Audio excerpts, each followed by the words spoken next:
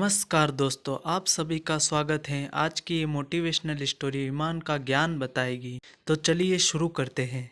ईमानदारी का फल। काफी समय पहले की बात है।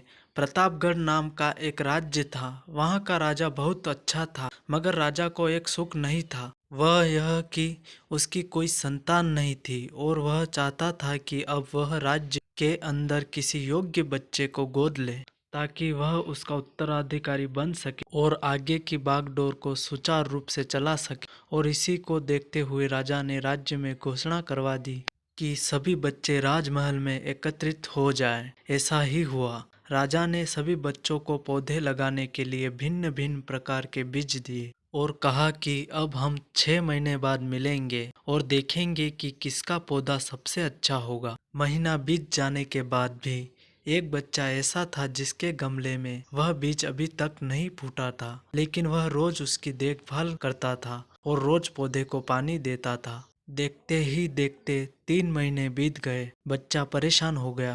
तभी उसकी माँ ने कहा कि बेटा धैर्य रखो, कुछ बीजों को फलने में ज्यादा वक्त लगता है। और वह पौधे को सींचता रहा।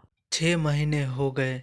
राजा के पास जाने का समय आ चुका था, लेकिन वह डरा हुआ था कि सभी बच्चों के गमलों में तो पौधे होंगे और उसका गमला खाली होगा। लेकिन वह बच्चा ईमानदार था और सारे बच्चे राजमहल में आ चुके थे। कुछ बच्चे जोश से भरे हुए थे, क्योंकि उनके अंदर राज्य का उत्तराधिकारी बनने की प्रबल लालसा थी।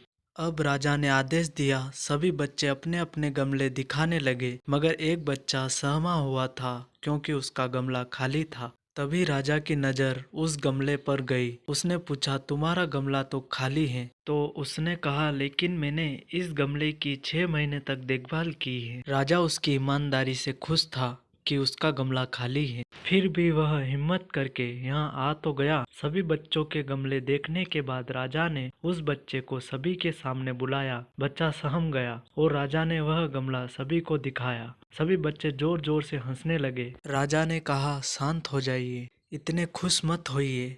आप सभी के पास जो पौधे हैं वो सब बंजर हैं। आप चाहे कितनी भी मेहनत कर लें, उनसे कुछ नहीं मिलेगा। लेकिन असली बीज यही था। राजा उसकी ईमानदारी से बेहद खुश हुआ और उस बच्चे को राज्य का उत्तराधिकारी बना दिया। लेकिन हमें इस कहानी से क्या सीखने को मिला? मेरे हिसाब से अपने अंदर ईमानदारी का होना बहुत जरूरी है।